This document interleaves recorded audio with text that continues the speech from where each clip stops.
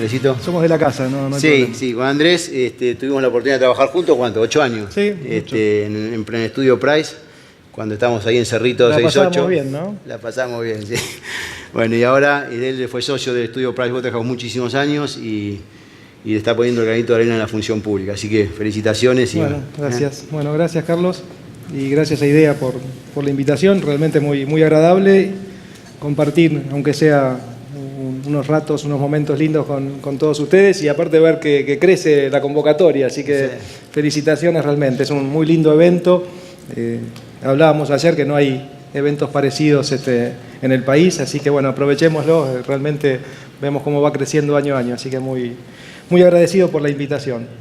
La idea es dar un pantallazo de la reforma. Es algo que ya vengo por lo menos tratando de difundir en varios lados, en los pocos lados donde pude hacerlo.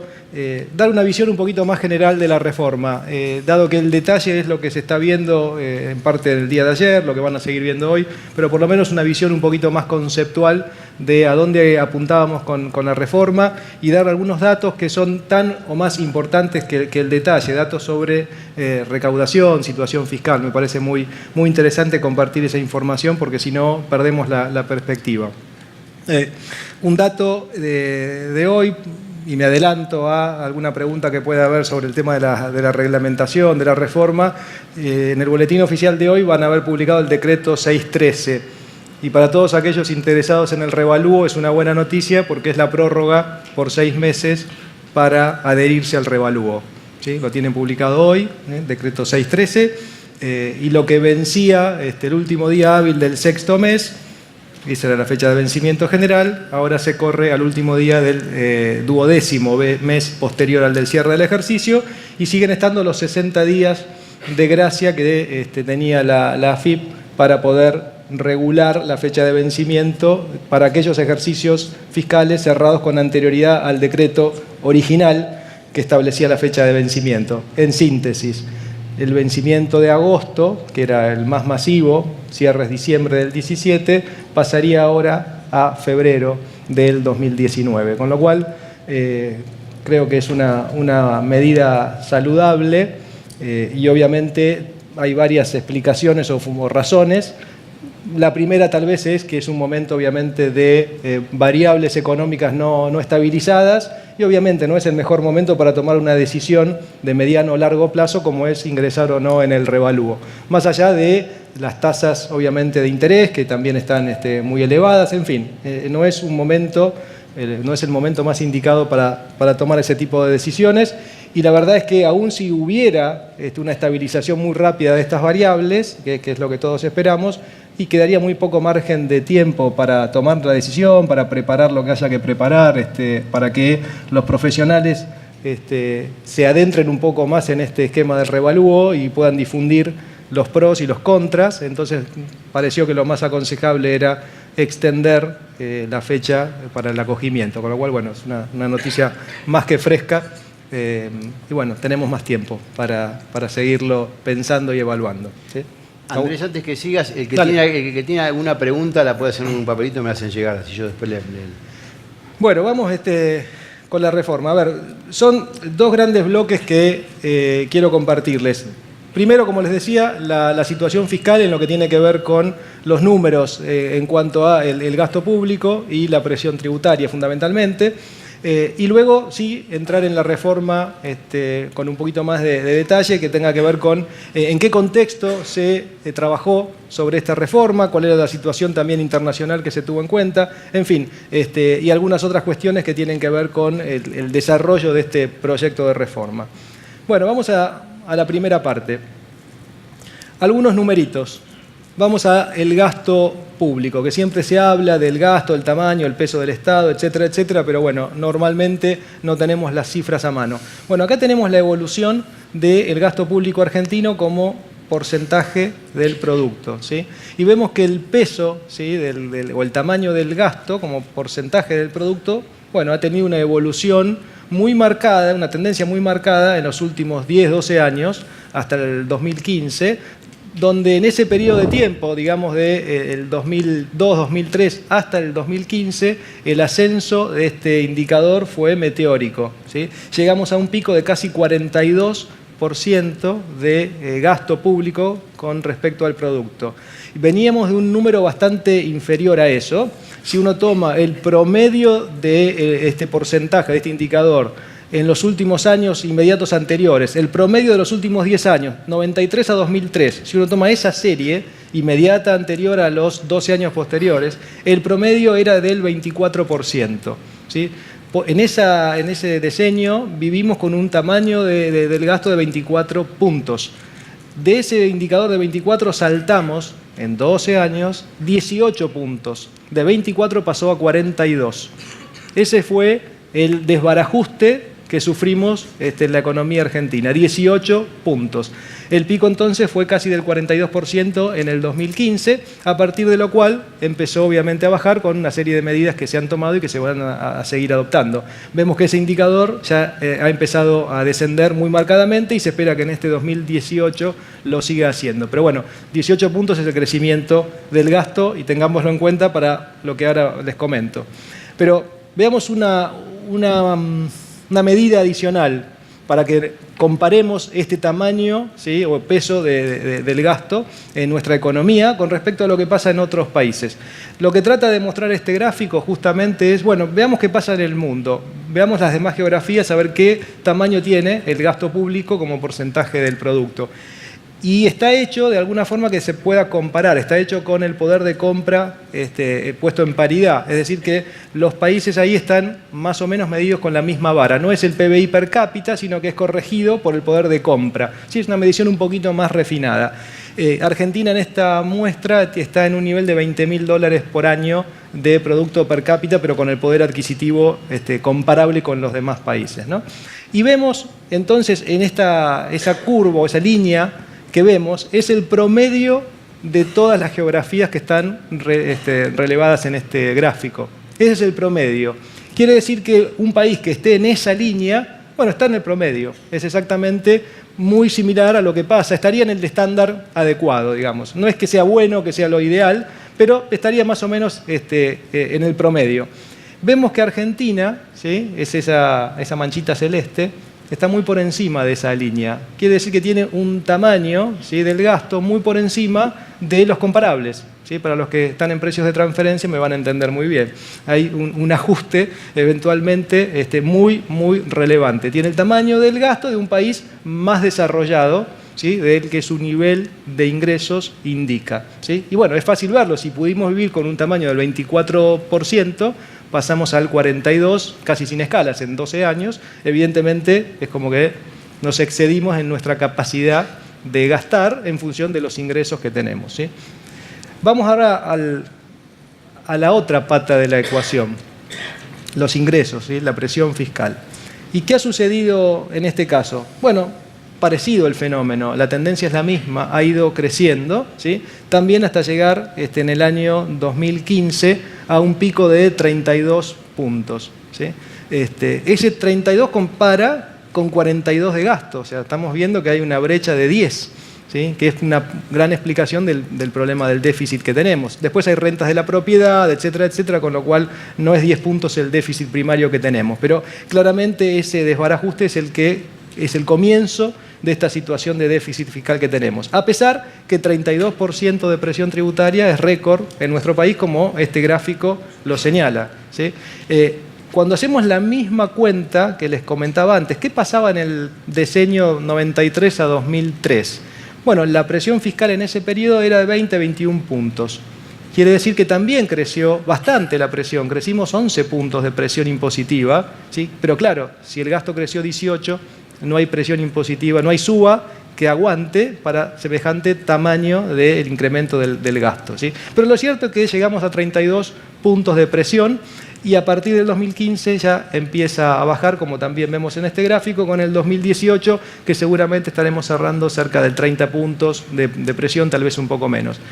Y esto se ha hecho con gran esfuerzo, ¿sí?, el esfuerzo de todos, pero tal vez no se advierta esta baja de la presión. Pero recordemos que se eliminan retenciones a las exportaciones, se sube el mínimo no imponible y otras deducciones en el año 2016, se baja la alícuota de ganancias para este ejercicio, el impuesto al cheque, o sea, hay una serie de medidas que obviamente eso impactan en la recaudación y esto lo deja en claro, ¿sí? A pesar de que no se noten estos esfuerzos, porque acá todo pasa rápido y seguramente mañana se va San Paoli y ya nos olvidamos del técnico de la selección, bueno, esto se viene haciendo consistentemente y los números lo están demostrando. Sigue siendo una presión impositiva elevada, sobre todo cuando tenemos en cuenta los 3 niveles de gobierno, etcétera, etcétera, pero si vemos de dónde venimos, y bueno, realmente se ha hecho un avance, creo yo, importante, ¿sí? En ambos frentes, en el gasto y en los ingresos. Pero sigamos avanzando un poquito más en estos indicadores.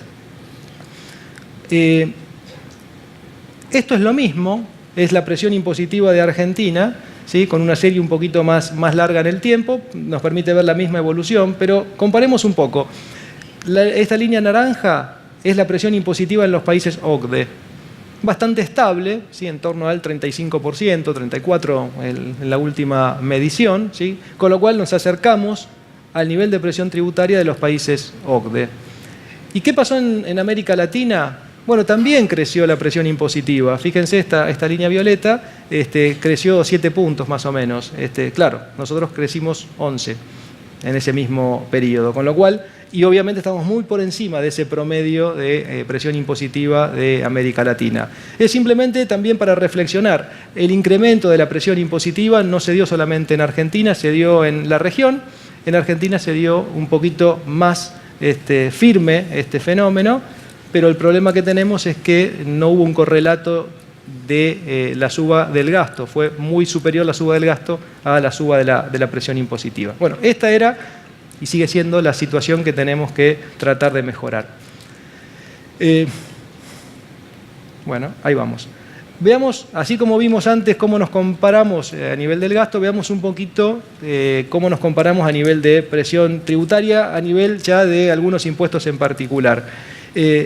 Impuesto a la renta de personas físicas, ¿sí? Haciendo la misma o el mismo ejercicio que antes con el gasto, se relevan todas las geografías con el mismo poder adquisitivo y vemos que el porcentaje de recaudación en función del producto por impuesto a la renta de personas físicas de Argentina es muy inferior, ¿sí? A lo que esta curva permite inferir. Es decir, que países que tienen un poder adquisitivo similar al nuestro, con lo cual implicaría que estemos en esa curva, en algún punto de esa curva, bueno, Argentina está muy por debajo, es decir, que hay un potencial de recaudación en materia de impuesto a las rentas de personas físicas muy, muy importante, ¿sí? Y eso surge a las claras, digamos, la principal o una de las principales fuentes de evasión está en el impuesto a la renta y de personas físicas, ¿sí? Así como hay evasión en el IVA, el impuesto a las ganancias es más difícil el control y es algo histórico, ¿sí? Lo que se recauda por impuesto a las ganancias, especialmente personas físicas, si lo comparamos con lo que se recauda en Estados Unidos, que es la primera fuente de recaudación fiscal, bueno, evidentemente hay un gap enorme. Pero comparando con todas las geografías del mundo, vemos que también existe esa brecha y es muy importante. Si le agregamos un factor más a esta ecuación, si ponemos en juego también no solo el impuesto a la renta de las personas físicas, sino los aportes de seguridad y contribuciones de seguridad social, porque en definitiva es la imposición conjunta, bueno, ahí nos acercamos un poquito más a esa curva, pero seguimos todavía teniendo un gap. ¿Qué quiere decir esto? Bueno, que la imposición directa, ¿sí?, a la renta tiene espacio todavía para crecer. ¿Y dónde tenemos entonces la otra cara de la moneda? Bueno, claramente, ¿qué pasa con la imposición sobre bienes y servicios? El IVA, ingresos brutos, impuesto al cheque, etcétera, etcétera. ¿Qué nos dan como resultado ese tipo de imposición? Bueno, Argentina está muy por arriba, ¿sí?, en cuanto a la imposición sobre los bienes y servicios. Esto hace a la estructura del sistema tributario. La estructura del sistema tributario argentino es regresivo, para usar algo más tradicional. Es regresivo porque se basa principalmente en la imposición sobre los consumos, en lugar de basarse en la imposición sobre la renta. Con lo cual, cualquier reforma tributaria que se haga debería tender a reducir la imposición sobre los consumos y pasar a gravar más la renta y el patrimonio, ¿sí? Eso como concepto. Y esto demuestra que evidentemente hay espacio en ambos sentidos para hacerlo. Y veamos un poquito más, o entremos un poco más en el análisis, y esto lo conocen ustedes mejor que yo, cuando entramos a comparar los impuestos que aplicamos en Argentina con los que se aplican en otros países del mundo. Y hagamos una muy sencilla comparación. Veamos los principales ingredientes. Vemos el impuesto a la renta corporativa, ¿sí? En Argentina teníamos la alícuota del 35% y veíamos que en el promedio global de la alícuota del impuesto a la renta de las empresas estaba en el orden del 24%, ¿sí? Teníamos 35% y el mundo tenía en promedio el 24%. En América Latina casi el 28%. También estábamos elevados con respecto a América Latina, con lo cual había una necesidad obviamente de reducir ese diferencial para hacer más atractiva nuestra economía de cara a inversiones extranjeras. Bueno, en esa línea se trabaja con la reforma impositiva.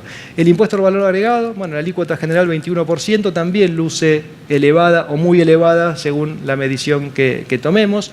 El impuesto al cheque y el impuesto sobre los ingresos brutos, y ahí nos cuesta hacer comparaciones porque hay muy pocos países que aplican estos tributos. Prácticamente no existen. En el caso de ingresos brutos, algunos países de África tienen este impuesto. Brasil con el PIS, COFINS, tienen algo similar, no tan exacerbado como lo que tenemos nosotros en nuestro país. Y seguridad social, donde ahí también teníamos alícuotas de imposición elevadas. Bueno, este era el combo que teníamos pre-reforma. O sea, los números macro obviamente nos mostraban un gasto muy, muy elevado en proporción a nuestra capacidad de generación de ingresos, una presión impositiva que había estado subiendo, pero aún así no alcanzaba. Cuando entrábamos al detalle de la estructura tributaria, veíamos mucha imposición sobre el consumo, poca imposición sobre la renta y patrimonio. Cuando entrábamos a ver las alícuotas, teníamos alícuotas desmedidas o impuestos que no se aplicaban en otros países del mundo. Bueno, este era el cóctel y sigue siendo el cóctel. A ver, esto es el comienzo de una tarea que va a llevar mucho tiempo, pero creo que la reforma apunta hacia una normalización del sistema tributario y una mejora que se irá dando a lo largo del tiempo si seguimos firmes en este tipo de medidas e iniciativas. Bueno, dicho todo esto, que creo que es bueno tenerlo en claro y en el contexto, sobre todo cuando se tiran desde la tribuna medidas, hay que bajar tal cosa, hay que bajar tal otra, tenemos un gasto de 40 puntos, 42 teníamos, con lo cual el gasto hay que seguirlo atendiendo de alguna forma, nos guste o no nos guste, es lo que la sociedad ha decidido financiar. Con lo cual hay que generar recursos suficientes para cubrir ese gasto, que obviamente hay que hacerlo más eficiente, hay que reducirlo todo lo posible, etcétera, etcétera, etcétera, pero lleva tiempo. Lo que se subió 18 puntos en 12 años, y bueno, no se puede bajar de un día para el otro, y eso es de sentido común. Bueno, pero muchas veces los pedidos realmente no tienen en cuenta esta situación y este tipo de desafíos que son realmente muy, muy importantes y muy complejos de resolver, sobre todo en un corto periodo de tiempo, ¿no? Como decían algunos, que una reforma tributaria no es muy fácil de implementar porque todo sigue pasando. O sea, hay que implementar una reforma tributaria a la vez que hay que seguir recaudando, ¿no? Hay un pequeño chiste que un cirujano cardiovascular que va a llevar el auto al taller le pregunta cuánto le cuesta y el tipo del taller le dice, bueno, cuesta 5.000 pesos. No, me parece mucho, una barbaridad. Y dice, bueno, pero usted, cirujano, debe cobrar muchísimo más por una operación y en definitiva los dos arreglamos motores. Le dice, la verdad que no veo cuál es la diferencia. Y el cirujano le dice, bueno, la diferencia es que yo tengo que operar con el motor en marcha. Y en una reforma impositiva es lo mismo, hay que hacerla, pero al mismo tiempo hay que seguir recaudando lo suficiente para que se puedan seguir pagando las cuentas. De lo contrario, se produciría un quiebre del sistema, por ende es muy difícil plantear una reforma y sobre todo una reforma de gran magnitud, como creo que fue esta de la Ley 27430. Pero bueno, vamos un poquito entonces a la ley esta 27430 y las otras medidas que no son menores. Fue un combo, realmente no fue solamente esta ley, tenemos el consenso fiscal, que les quiero hacer algunos comentarios, que fue finalmente aprobado en el Congreso por la ley 27429, tenemos la ley de prórrogas de impuestos y entre ellas la del impuesto al cheque, la ley 27432, en fin, un paquete muy, muy relevante e interesante para analizar. Vamos al consenso fiscal, o sea, si bien gran parte del año que pasó estuvo concentrado, al menos mi trabajo, en la reforma nacional, también tuvo algunos otros condimentos. El consenso fiscal fue uno de estos otros condimentos que se termina firmando por las provincias y el Gobierno Nacional el 16 de noviembre del 2017. Y así como la reforma, creo yo que puede ser una de las más importantes en magnitud de los últimos 20 o 30 años, no ha habido una reforma tan al menos trascendente, son 319 artículos, 13 títulos que tiene la ley, prácticamente están todos los impuestos nacionales más relevantes con alguna reforma en esta ley. A nivel de acuerdos fiscales con las provincias, si vemos los antecedentes, el último acuerdo data del año 93. Se pasaron 24 años para que las 24 jurisdicciones se pusieran de acuerdo, o casi las 24, pero es como una provincia por año o un año por provincia, ¿no? Con lo cual, un acuerdo con los municipios creo que lo vamos a ver en otra vida. Pero lo cierto es que estos 24 años muestran la dificultad que tenemos para ponernos de acuerdo en cuestiones básicas, ¿sí? Con lo cual yo rescato este consenso fiscal porque esos 24 años demuestran la dificultad que existió y que existe para ponernos de acuerdo. Y si le agregamos a esto la Constitución Nacional del año 94, que decía que en el año 96 teníamos que tener una nueva ley de coparticipación y que de ese vencimiento pasaron 22 años y seguimos esperando esa ley de coparticipación, entonces cobra más valor haber podido suscribir este consenso fiscal, que cuando uno lo mira es mucho más amplio y más rico que lo que planteaba el acuerdo fiscal del año 93, ¿sí? Este es mucho más importante cuando uno mira simplemente el anexo de causas judiciales o de controversias. Son 59 los litigios de los cuales las provincias tienen que desistir, 59 litigios. El número 1 era el de la provincia de Buenos Aires por el tema del fondo del conurbano bonaerense, ¿sí? Eran cientos de miles de millones de pesos involucrados en esa discusión potencial.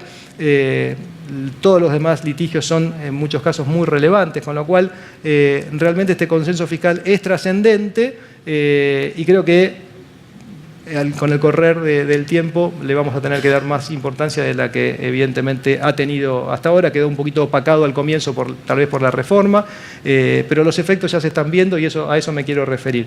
¿Cuál es el estado de situación de este consenso fiscal? Bueno, las provincias no solo han suscrito este acuerdo en noviembre, con la excepción de San Luis, sino que también las legislaturas provinciales, casi todas, como vemos acá, han ratificado esa suscripción.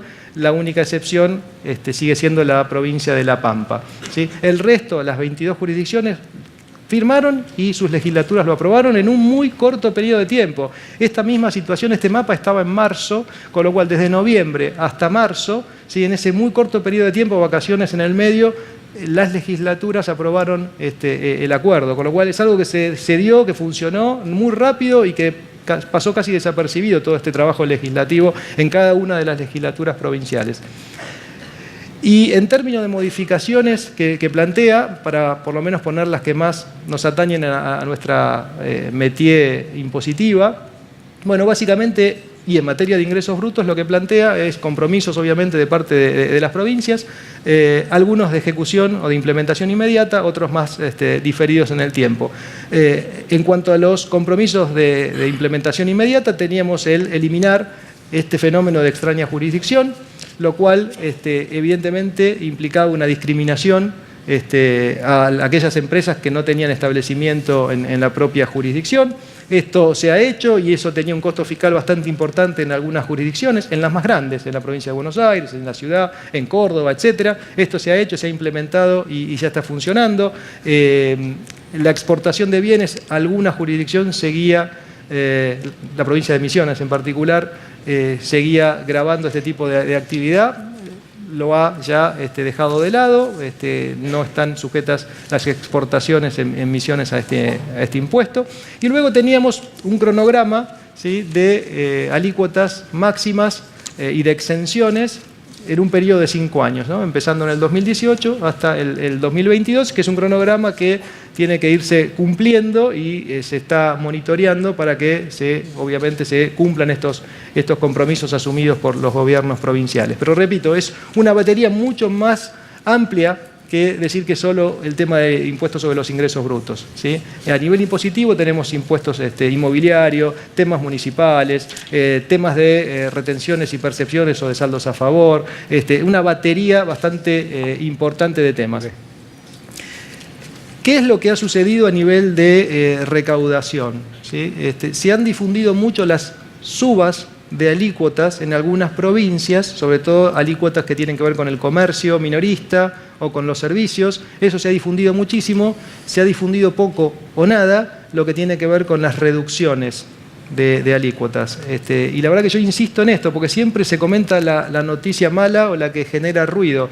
La noticia que es positiva pasa totalmente desapercibida o no se da directamente. En provincia de Buenos Aires, extraña jurisdicción, una fábrica que viene fuera de la provincia de Buenos Aires y vendía en la provincia estaba sujeta a una alícuota del 4% en provincia de Buenos Aires. ¿Sí? A partir del año 18 está con una alícuota, si mal no recuerdo, del 1,75%. ¿Sí? Una reducción enorme, 2,25% para esa gran industria que estaba fuera de la jurisdicción. Y eso pasó totalmente desapercibido, es un ejemplo de los tantos que hay. Sin embargo, Salta subió el comercio minorista al 5% y parece que estamos todos viviendo en Salta, la verdad. Y leemos los diarios de acá y parece que compramos todos los días cosas en Salta. Es así, el peso de las noticias, digamos, y de la difusión que se le da es bastante distorsionado, ¿no? Bueno, creo que está en todos nosotros tratar de comunicar lo que vemos, lo que vivimos y lo que tiene más peso de aquellas cosas que tal vez sí ocurren y hay que comunicarlas, pero en su debida medida, ¿no? Informemos sobre todo y lo más relevante tratemos de destacarlo. Me parece que así, por lo menos generamos en la opinión pública y en aquellos que no entienden tanto como nosotros, bueno, no generamos confusión al menos, ¿no? Si no parece que es todo lo mismo. Y estos datos creo que demuestran que esto está funcionando. ¿Esto qué pretende mostrar? Bueno, cómo evoluciona la recaudación nacional y la provincial. Acá estamos incluyendo todos los gravámenes a nivel nacional y a nivel provincial. Tenemos un combo, ingresos brutos, inmobiliario, etc. Pero vemos que a nivel nacional la recaudación interanual va creciendo, es la línea oscura, y vemos que a nivel de recaudación provincial, bueno, ya hay una merma a partir de enero del 2018. Uno puede atribuirle esta diferencia de tendencias al consenso fiscal, se lo puede atribuir a cualquier otra cosa, pero vamos a tratar de ver un poquito más si el consenso fiscal está teniendo este efecto que parece inferirse de este primer gran dato. Vamos a un número un poquito más fino. Ahora ya comparamos otra cosa, no comparamos recaudación total, sino que estamos comparando el IVA con ingresos brutos. Dos impuestos que se comportan bastante parecido. Lo que vemos acá también es variación interanual, ¿sí? De recaudación del IVA y la de ingresos brutos. Fíjense cómo las líneas van bastante juntas, ¿sí? A lo largo del tiempo. En un momento se desconectan, ¿sí? Y ese momento es principios del 2018. El IVA crece a tasas muy elevadas, ¿sí? Interanuales del 40 y pico %, e ingresos brutos se desengancha y tiene una lógica bastante más plana, ¿sí? Incluso el interanual va descendiendo. Lo cual, bueno, claramente esto tiene como correlato lo que está sucediendo a nivel de alícuotas del consenso fiscal. Evidentemente, la suba que puede haber de la alícuota del comercio minorista en Salta, y bueno, puede pegar muy poco en lo que es la recaudación provincial consolidada, y obviamente una reducción en la provincia de Buenos Aires de 2 puntos y pico para extraña jurisdicción, o en la de Córdoba o en Mendoza, etcétera, bueno, tiene un peso muchísimo mayor. Y en el agregado tenemos este tipo de cifras. Y vamos un paso más todavía a comparar ya por provincia. Tratemos de entender el gráfico La línea roja es la recaudación, el crecimiento de la variación interanual del IVA. ¿Sí? Eso mismo que habíamos visto antes del 40 y pico %, esa es la línea en roja.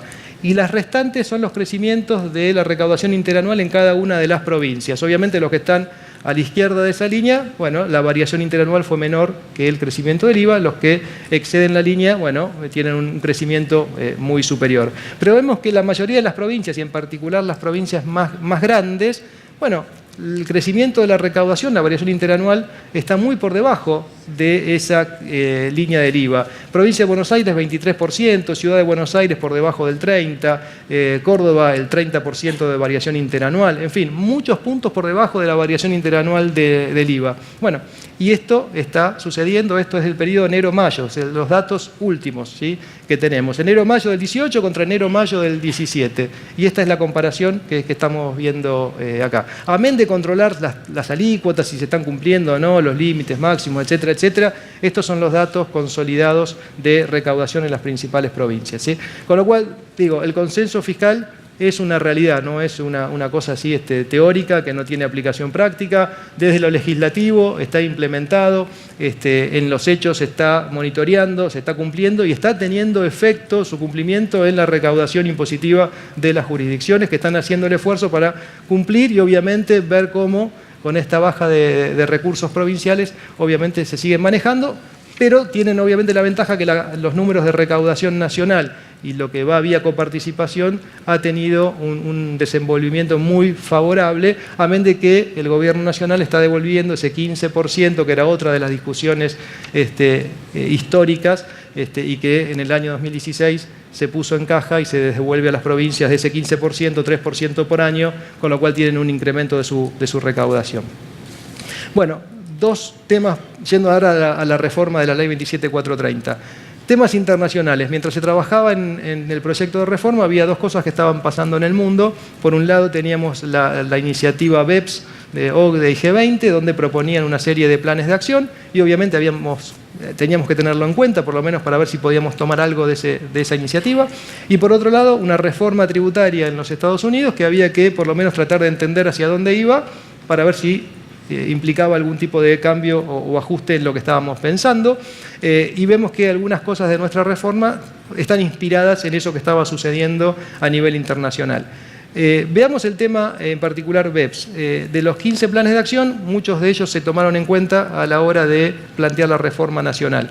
El plan de acción número 1 del proyecto BEPS habla de la economía digital y la aplicación práctica de nuestra reforma fue la gravabilidad del IVA sobre los servicios digitales, ¿sí?, que se empieza a cobrar en la práctica en el mes pasado, en junio, arrancó el cobro del IVA sobre los servicios digitales. Tenemos la acción número 3 que habla de las reglas, ¿sí?, de transparencia fiscal, CFC, etcétera. El correlato de nuestra reforma es la modificación sobre rentas pasivas, donde también tomamos estándares internacionales. Voy a ir rápido para no aburrirlos y permitir que siga el panel. El tema de deducción de intereses de deudas también es uno de los planes de acción BEPS, y justamente eso motivó el cambio de nuestras reglas que no se aplicaban en la práctica, estaban mal diseñadas. Bueno, ahora tenemos otro tipo de regulación, otro tipo de ratio que tiene que ver con el EBITDA de la empresa, que es obviamente una de las pautas del proyecto BEPS, ese 30% de interés máximo deducible, obviamente que lo tomamos de la iniciativa BEPS, dentro de las pautas que propone. Bueno, nos pareció que esta era la más razonable y posteriormente vimos que en Estados Unidos la reforma tributaria toma exactamente el mismo parámetro del 30%, ahí nos copiaron a nosotros, podemos decirlo, fueron posteriores los cambios del sistema americano que el nuestro, pero bueno, tomamos ese mismo 30% de pauta con algún tipo de ajuste para pasarle el problema a nuestra realidad. Establecimiento permanente, bueno, curiosamente, ustedes lo saben, nuestra ley de ganancias no tenía una definición del concepto de establecimiento permanente, con lo cual, bueno, había una necesidad, obviamente, de establecerlo y que esté muy claro en nuestra legislación impositiva. Precios de transferencia, se introdujeron correcciones al sexto método y algunas otras sugerencias de la iniciativa BEPS. El reporte país por país, se establecieron sanciones específicas frente al incumplimiento de este reporte. Y en materia de resolución de conflictos, un tema me parece muy, muy importante es que dentro de la iniciativa BEPS, que plantea un montón de cuestiones que tienen que ver con el intercambio de información, el reporte país por país, lo que les permite a cualquier fisco, le va a permitir es ver una multinacional donde aloca sus utilidades, dónde tiene al personal, dónde tiene a los activos físicos, y si muchos países van a tener acceso a esa información, es lógico suponer que la litigiosidad va a aumentar. Si no hay un esquema claro de resolución de conflictos en cada uno de estos países, bueno, evidentemente va a ser muy difícil destrabar, se van a estar peleando los países por la misma renta y va a ser una especie de convenio multilateral argentino, pero a nivel global.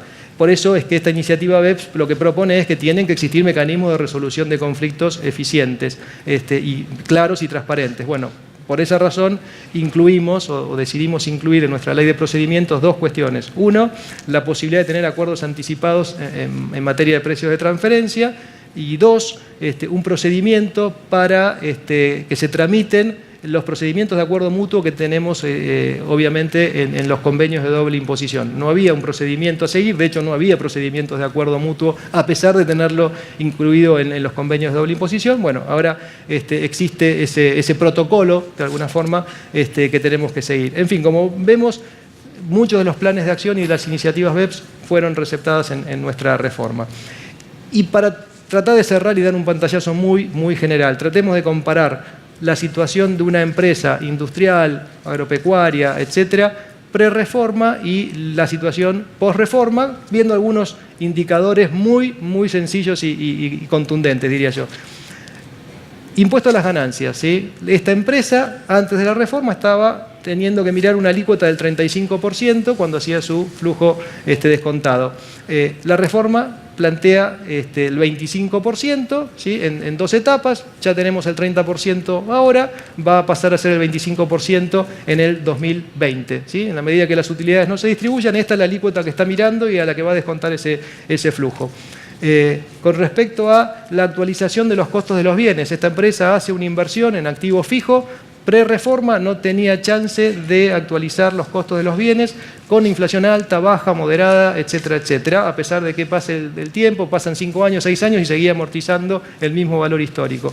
La reforma lo que plantea, dejando de lado el revalúo, que es un problema del stock, para el flujo, para las nuevas adquisiciones, bueno, se pueden actualizar los costos de los bienes para calcular las amortizaciones, con lo cual ya no hay ahí una licuación del valor de la base impositiva, digamos, de los bienes, con lo cual, bueno, en su flujo descontado no va a tener que afrontar un mayor impuesto como consecuencia de la licuación del valor de las amortizaciones. Y esto rige ya en el 2018. Con respecto al IVA, esta misma empresa que hacía la inversión en activo fijo tenía obviamente un crédito fiscal que tal vez no podía absorber, sobre todo si un proyecto base cero, tenía que esperar a recuperarlo, crédito fiscal con las ventas locales, las exportaciones, etcétera. Bueno, la reforma genera este mecanismo de devolución de saldos a favor de IVA que empieza pronto a regir, de hecho a partir de julio debería empezar a poder solicitarse, está trabajando también AFIP en la parte operativa, el reglamento de IVA seguramente saldrá pronto, está terminado, está en presidencia en sus últimas etapas, pero bueno, le permite a este empresario recuperar el crédito fiscal de la inversión en la medida que le haya generado un saldo a favor permanente. Seguimos. Con respecto al tema del impuesto al cheque, bueno, pre-reforma lo que veía era un costo de, obviamente el 17% era lo que podía computar como pago a cuenta del impuesto, le quedaba el remanente del 83% del 1.2%, 1% era el costo efectivo del impuesto al cheque. La reforma plantea gradualmente incrementar ese pago a cuenta hasta llegar al 100% en el año 2022 y la primera muestra, ¿sí?, de este gradualismo es la que se dio a través de un decreto para el 2018. A partir de junio se puede computar el 33% del impuesto pagado sobre los débitos y sobre los créditos. Salimos de eso del 34% del impuesto sobre los créditos, que no sé qué lógica tenía, pero alguna lógica tendría porque duró muchos años. Por lo menos ahora es 33% de todo, no tengo que discriminar, y eso ya está funcionando. La idea es llegar al 100% en el 2022. Contribuciones patronales, antes de la reforma no había ningún tipo de detracción. La reforma plantea algo novedoso, que es este mínimo no imponible de 12.000 pesos sobre el salario, también con un incremento anual. Con lo cual esto es una baja notable en algunos casos, notable, de la contribución patronal. Si uno mira el promedio salarial de las empresas privadas en Argentina, que está un poco superior a los 20.000 pesos, pero si ve en algunas provincias o en algunas ciudades donde la remuneración promedio está en el orden de 11.000 o 12.000 pesos, o estaba en ese orden al momento de diseñar la reforma, vemos que este mínimo no imponible, que va a llegar a 12.000, en muchos casos genera un efecto de contribución patronal cero, ¿sí? Nos parece loco tal vez escuchar que el promedio salarial de empresas privadas en una localidad es de 11.000 o 12.000 pesos, pero es así, ese es nuestro país, ese es el nivel de remuneraciones de parte del sector privado, con lo cual es muy potente este mecanismo y sobre todo para tratar de combatir la informalidad, porque obviamente si la contribución patronal tiende a cero, no es una barrera para la formalización de los empleados, que son básicamente los informales los que menos ganan de remuneración, los menos calificados, con lo cual esta medida tiende justamente a reducir esa informalidad. Y un par de temas más, ingresos brutos, esta empresa industrial o agropecuaria, pre-reforma tenía que ver ingresos brutos, extraña jurisdicción sí, no, qué alícuota, 2, 3, 5%, etcétera. Lo que plantea el consenso fiscal es una exención para la actividad industrial, ¿sí? O para la actividad agropecuaria, que va a entrar dependiendo el ramo de la actividad, si es agropecuaria 2020, si es industria 2022, y con alícuotas decreciendo antes de llegar a esa extensión. Con lo cual el flujo de fondos que haga tal vez corta el ítem ingresos brutos en el 2020 o lo corta en el 2022, y antes de eso obviamente va con una alícuota bastante menor a la que tenía. Y en el impuesto de sellos, a la alícuota general, lo mismo. Hoy, o pre-reforma, el 1% era la alícuota general, la reforma plantea ir reduciendo gradualmente a partir del 2019 para llegar a 0%, ¿sí? En el 2022. Entonces, cuando uno ve estas dos columnas, pre-reforma, tenemos el sistema que conocimos. Post-reforma, algunas medidas con implementación inmediata y algunas otras diferidas en el tiempo, pero ya establecidas por ley. Vemos que una empresa, para utilidades que no distribuya, va a tener que pagar el 25% de impuesto a la renta, va a poder actualizar el costo de los bienes para las amortizaciones, va a poder pedir la devolución del IVA sobre la inversión que haga en activo fijo, va a tener un mínimo no imponible para las contribuciones patronales, tiene obviamente la posibilidad de computar el 100% del impuesto al cheque, estamos hablando del año en el que eso se aplique a pleno, con lo cual no va a ser un costo adicional, tiene ingresos brutos a cero en actividad industrial o agropecuario a partir de los años ahí que les mostraba, y lo mismo pasa con el impuesto de sellos. En definitiva, no tendría que preocuparse por esos costos adicionales. Con lo cual creo yo que de dónde venimos, lo que plantea la reforma es un escenario mucho más amigable y más normal como sistema tributario de lo que teníamos. No es el fin, es el comienzo de una tarea que hay que continuar y que va a seguir, y vendrán las reformas que haya para seguir mejorando el sistema, pero creo que hemos hecho algo en el buen camino, ¿sí? Bueno, nada, muchas gracias.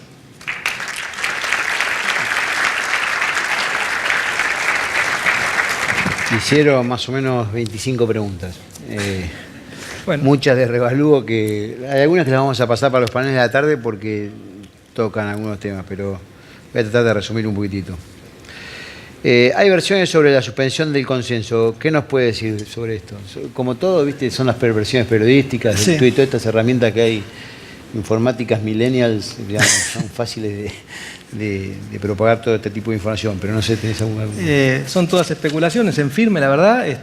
No hay nada, que además, siendo una modificación de la que se habla del consenso, requiere el consenso, con lo cual evidentemente no es algo que esté hoy en discusión, pero bueno, todo puede analizarse, discutirse. El consenso no es de fácil modificación, diría yo. La misma dificultad que existía para ponerse de acuerdo es la misma dificultad que hay para hacer cualquier tipo de modificación sobre el texto. Y la verdad que creo que sería una mala señal si en el comienzo de este esquema se hacen cambios que impliquen la postergación. Obviamente hay prioridades que atender y habrá que ver cómo resolverlas, pero no, en lo personal preferiría que no se altere nada de los compromisos asumidos en el consenso. Bien. Hay una pregunta de IVA, la devolución del sistema de devolución de IVA nuevo que plantearon. ¿Se va a contemplar la situación de las empresas que tienen el saldo a favor permanente por vender al 10,5 y comprar al 21, especialmente en la devolución de IVA de las inversiones? No, El tema de la alícuota diferencial, la solución a eso probablemente sea tratar de que no existan alícuotas diferenciales, ¿sí? Deberíamos tener una alícuota tal vez menor en lo que respecta a la general. La del 21 es una alícuota un poco elevada. Deberíamos poder tener una alícuota menor y que no hayan alícuotas diferenciales porque generan un sinnúmero de problemas. Hay algunas pocas actividades con alícuota reducida que tienen insumos muy relevantes al 21%, y que no tienen un sistema propio de devolución. Pocas actividades, pero por ejemplo tenemos el tema de los criadores de porcinos, donde la alícuota ahora es del 10,5%, que era un pedido de toda la industria de la carne, y quedan algunos de sus insumos al 21%, ¿sí? Obviamente hay mano de obra que no tiene IVA, con lo cual hay que ver el margen también que no tiene IVA. En fin, hay situaciones muy particulares, pero en definitiva el sistema anterior no permitía ningún tipo de devolución sobre el IVA de bienes de uso. Ahora existe esa posibilidad. A algunos les servirá más que a otros. En cualquier caso, sería casi un préstamo a una tasa de interés muy interesante para aquel que pudiera tener algún inconveniente en el recupero o en justificar la devolución anticipada, porque en definitiva lo que permite este esquema es decir, bueno, le devuelvo anticipadamente ese crédito fiscal. Obviamente después no lo va a poder computar, pero tiene una obligación la empresa, que es la de justificar que en el normal devenir de su futuro fiscal hubiera tenido la posibilidad de computar ese crédito fiscal en los 60 meses posteriores. Y si eso es así, está todo bien, no tiene ninguna obligación de devolver lo que le dieron anticipadamente. Si no puede justificar en esos 60 meses un saldo de impuesto a ingresar que hubiera permitido la absorción de esos créditos fiscales, es ahí donde tendrá que salir a devolver lo que le devolvieron de crédito fiscal. Pero en un contexto de inflación moderada, vamos a imaginarnos el futuro, los futuros 5 años, inflación a la baja, etcétera, etcétera, y la cuenta se hace nominal, con lo cual el hecho de computar un flujo nominal en 5 años ya le da cierto margen de maniobra para que, por mínimo que sea su margen, esa posibilidad, el crédito fiscal que tiene que restituir está en pesos, congelado, y a partir de ahí tiene que mostrar que hubiera podido absorber con las ventas futuras ese crédito fiscal. Bueno, el hecho de hacerlo nominal ya tiene un margen de maniobra suficiente, tiene que tener una actividad muy puntual y un margen muy escaso para que tenga algún inconveniente en 60 meses en poder justificar esta devolución anticipada. Hay casos puntuales que lo están señalando, se atenderán, se harán las adecuaciones que haya que hacer, pero el problema de la alícuota diferencial me parece que no es seguirle buscando parches por todos lados, sino es tratar de ver cómo se puede llegar a un esquema más flat de alícuota única, ¿no?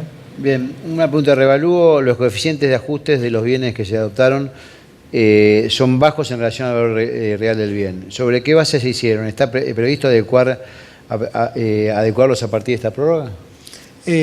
No, porque la adecuación iría por ley, con lo cual, por eso, también es interesante distinguir. Hay muchos pedidos que se hacen y hay que ver a quién se le hacen los pedidos. Estamos hablando de una ley que establece un factor de revalúo. Bueno, la modificación de eso solo puede darse por ley, por un lado. ¿Sobre qué base está hecha? Y bueno, la base que se toma es fundamentalmente el índice de precios mayorista. Está basado el cálculo principalmente en ese factor o en ese indicador, con lo cual puede ser bajo en algunos casos, sí, pero está la posibilidad de acudir a la evaluación de un tasador, donde ahí puede ir hasta un 50% arriba de lo que le dé el índice o el factor de revalúo. El factor de revalúo punta a punta es 14 y monedas, por decir algo. Si uno tiene la posibilidad de ir a una tasación, pudiendo ir 50% arriba, ya el factor de revalúo, el coeficiente, se va a 21, con lo cual tiene todavía esa posibilidad, y 21 ya creo que es un número bastante. Estamos hablando de diciembre del 2017, ¿no? A partir de lo cual arranca la otra actualización posterior, ¿sí? Que ya es el normal devenir, el IPIM, exacto. Bien.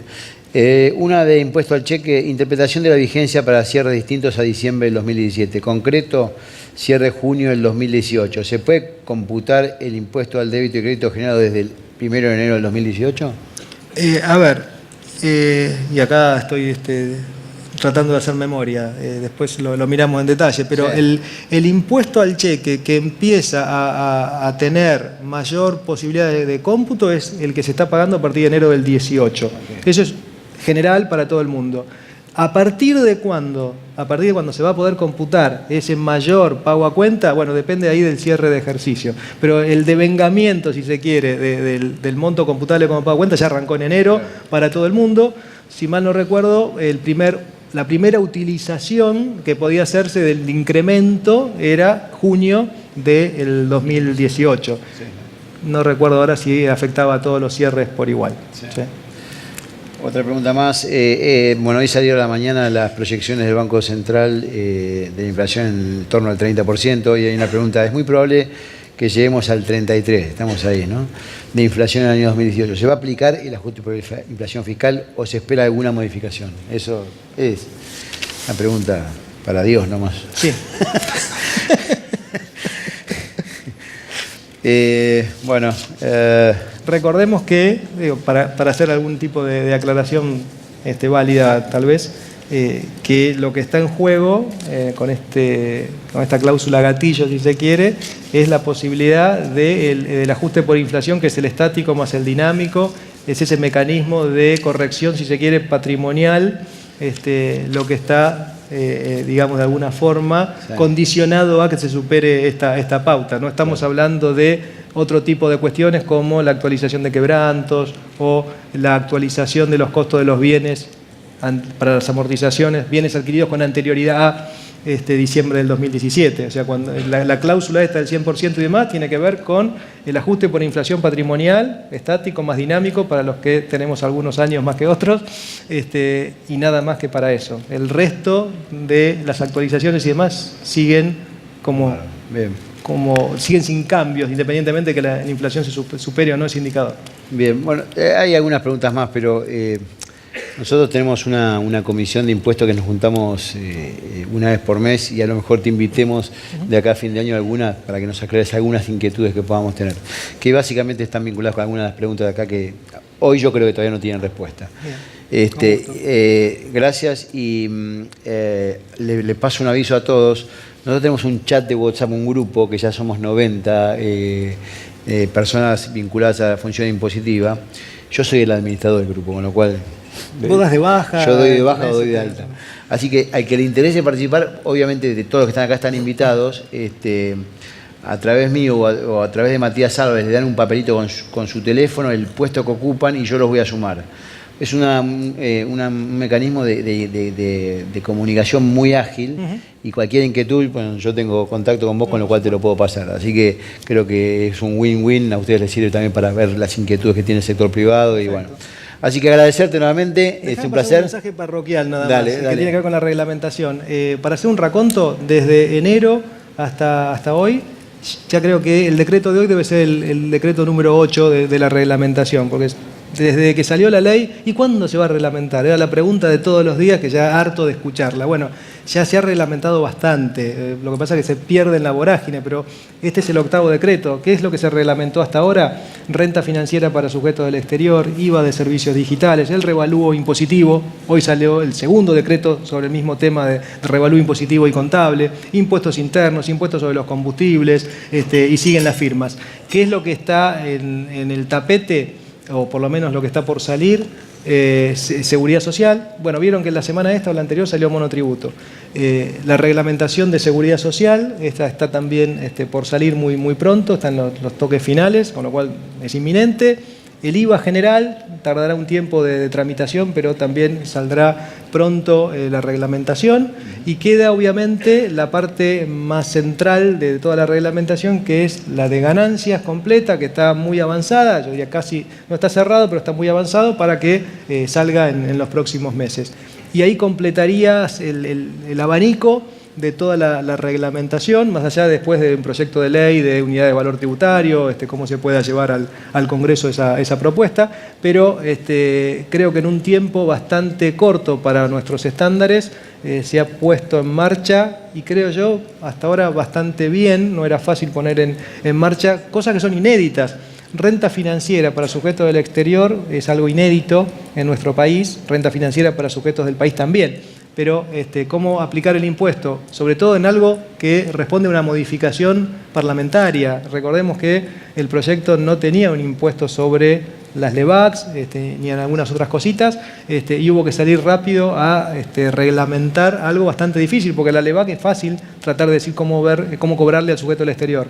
Pero después tenemos los fondos comunes de inversión de LEVACs, que había que tratar de ver cómo hacer para aplicar el impuesto, algo que no es sencillo. Bueno, eso creo que se hizo en un tiempo más que rápido. Lo que quiero decir es que a esa demanda de cuándo va a salir la reglamentación y demás, se ha avanzado muchísimo, y con la sola mención de todos los decretos que han salido, creo que es un buen vistazo para dar a cualquiera y ver todo lo que se ha hecho en un periodo de tiempo para mí bastante reducido, pero bueno, se ha podido hacer. Queda lo de ganancias, que con la ayuda de todos los que han aportado y siguen aportando ideas, se va mejorando todavía el producto, porque repito, fallas hay y va a seguir habiendo, pero bueno, con la colaboración de todos creo que por lo menos reducimos la cantidad de incertidumbre que puede haber en toda reglamentación, y tampoco podemos pretender resolver en una reglamentación todas las dudas históricas que han existido, porque también he escuchado preguntas que son temas sin resolver, no por esta reforma, son temas sin resolver desde el año 32 de la ley de réditos, con lo cual no esperemos que en esta reglamentación, que ya vamos por creo que 100 y pico de páginas, es lo que está escrito de reglamentación de ganancias, solucionar todos los problemas. La reforma no era la solución de todos los problemas, hay un montón de campo por reformar, pero un montón. Cuando uno mira la ley de ganancias, lo que se ha hecho es un avance, pero hay un montón de temas para abordar, que obviamente será la reforma continua que hay que encarar. Y en esta reglamentación tratamos de enfocarnos en los propios temas que la reforma ha modificado y algunos otros que obviamente eran de fácil resolución. Quedarán otros, pero bueno, repito, con la colaboración de todos los conocidos, amigos y colegas, creo que vamos mejorando el producto. ¿Sí? Bueno, la última pregunta que te hago, más que nada de título personal, ayer se dice también a Leandro, ¿cómo te sentís en el sector público después de haber recorrido puestos tan importantes en el sector privado? ¿Estás contento, desafiante? Una breve reflexión. Sí, a ver, el desafío es más que importante. Creo que el hecho de haber tenido como objetivo una reforma, o sea, creo que en mi caso personal no fui a cubrir un cargo, una función, un raviol, como se dice, sino con un objetivo por delante, que obviamente era la reforma. Apenas ingreso, me doy cuenta que ese objetivo central convivía con unos múltiples objetivos, que era la vida cotidiana del cargo al cual tenía que cubrir. Si hubiera conocido lo que implicaba ese cargo, probablemente no hubiera tomado la decisión que tomé. Ignoraba todo lo que pasa por esa dependencia, y sigo ignorándolo, pues es tanta la cantidad de cosas que pasan que es difícil cubrir todas las variantes. Pero de vuelta, al tener un objetivo que era lo de la reforma, me pareció que era un desafío muy, muy lindo, que cualquiera de nosotros que estuvo por años viendo normas impositivas siempre tenía, creo, la vocación tal vez de tratar de mejorarlo, y aparte habiendo estado en tantos foros, en IDEA, en el Consejo, en la asociación, hablando de la reforma impositiva que deberíamos tener y demás, me pareció que, bueno, más allá de hacer las críticas que todos podemos hacer, bueno, había que tratar de colaborar y dar lo mejor para justamente quejarse menos a futuro e involucrarse, ¿no? Con lo cual, y creo que eso le hace bien a cualquiera, o sea, un paso por la función pública te hace ver otras realidades, te hace aprender muchísimo, en lo personal, en lo profesional. He aprendido cosas que nunca en 25 años de actividad me hubiera imaginado conocer, con lo cual me parece que es motivante, es desafiante y es recomendable para cualquiera que quiera simplemente hacer creo que un aporte y obviamente un crecimiento en lo personal notable. Así que nada. Bueno, felicitaciones por ese involucramiento y sabés que acá tenés todo un grupo de profesionales que está para apoyarte en lo que sea, desde afuera o en algún momento desde adentro, no sé. Sí. Pero bueno, muchísimas gracias por todo. Bueno, gracias a ustedes.